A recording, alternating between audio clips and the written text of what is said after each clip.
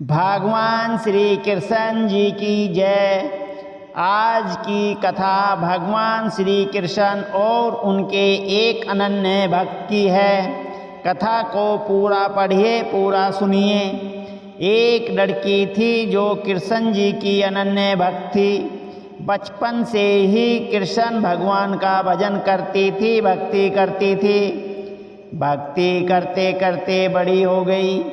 भगवान की कृपा से उसका विवाह भी श्री धाम वृंदावन में किसी अच्छे घर में हो गया।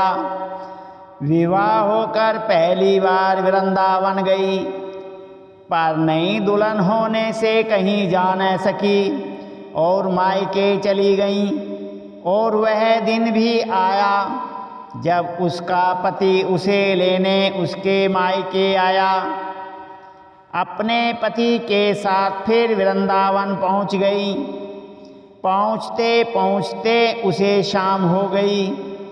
पति वृंदावन में यमुना किनारे रुककर कहने लगा, देखो शाम का समय है, मैं यमुना जी में स्नान करके अभी आता हूँ। तुम इस पेड़ के नीचे बैठ जाओ और सामान की देख रेख करना।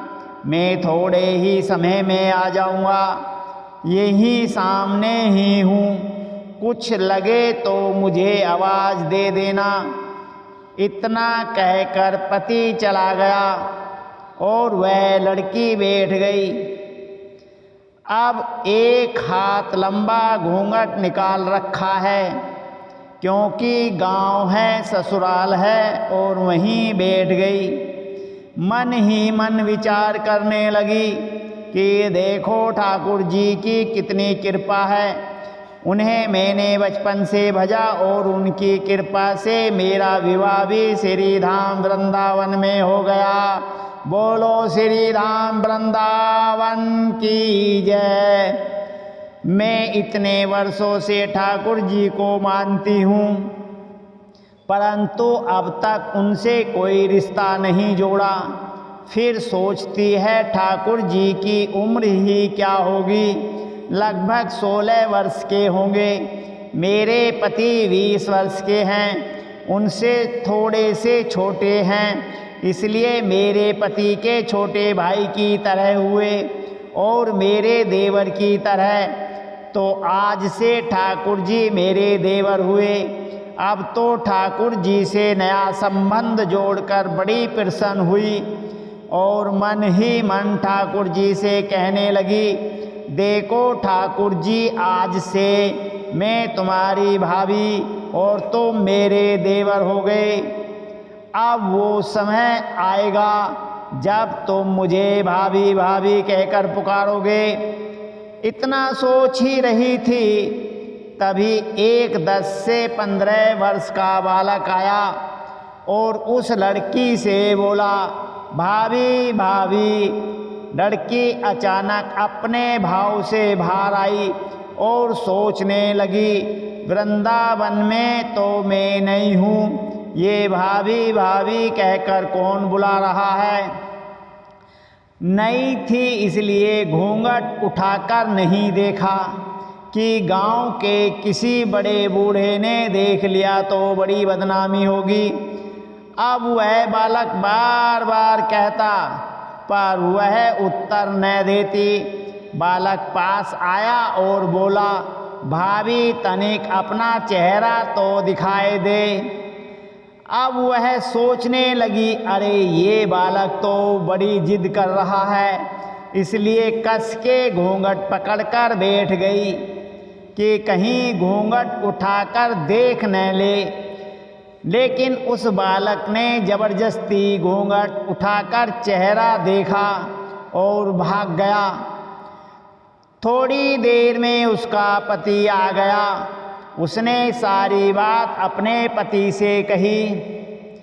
पति ने कहा, तुमने मुझे आवाज़ क्यों नहीं दी। लड़की बोली, वह तो इतने में भाग ही गया था।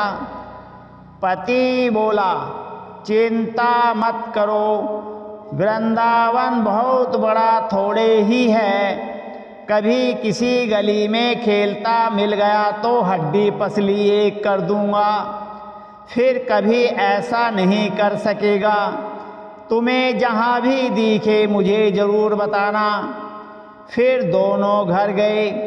कुछ दिन बाद उसकी सास ने अपने बेटे से कहा, बेटा देख, तेरा विवाह हो गया, बहू मायके से भी आ गई, पर तुम दोनों अभी तक बांके बिहारी जी के मंदिर के दर्शन के लिए नहीं गए। बोल बांके बिहारी की जय। कल जाकर बहू को दर्शन करा लाना। अब अगले दिन दोनों पति पत्नी ठाकुर जी के दर्शन के लिए मंदिर जाते हैं। मंदिर में बहुत भीड़ थी। लड़का कहने लगा, देखो तुम स्त्रियों के साथ आगे जाकर दर्शन करो, मैं भी आता हूँ। अब वह आगे गई पर घूंघट नहीं उठाती। उसे डर लगता कोई बड़ा बूढ़ा देखेगा, कहेगा नई बहू घूंघट के बिना घूम रही है। बहुत देर हो गई। पीछे से पति ने आकर कहा, अरे बावली, बिहारी जी के सामने हैं, घूंघट काहे नाय खोले? घूंघट नाय खोलेगी तो दर्शन कैसे करेगी? अब उसने अपना घूंघट उठाया और जो बांके बिहारी जी की ओर देखा तो बांके बिहारी जी की जगह वही बालक मुस्कुराता हुआ दिखा। तो एकदम से चिल्लाने लगी, सुनिए, जल्दी आ जाओ, जल्दी आ जाओ। पति पीछे से भागा भागा आया और बोला, क्या हुआ? लड़की बोली, उस दिन जो मुझे भाभी भाभी कहकर भागा था वह बालक मिल गया है। पति ने कहा, कहाँ है? अभी उसे देखता हूँ। तो ठाकुर जी की ओर इशारा करके बोली, ये रहा, आपके सामने ही तो है। उसके पति ने जो देखा तो अवाक रह गया और बोला, तुम धन्य हो, वास्तव में तुम्हारे हृदय में सच्चा भाव ठाकुर जी के प्रति है। मैं इतने वर्षों से वृंदावन में हूँ, मुझे आज तक उनके दर्शन नहीं हुए और तेरा भाव इतना उच्च है कि बिहारी जी के तुझे दर्शन हुए। बोल बांके बिहारी जी की जय।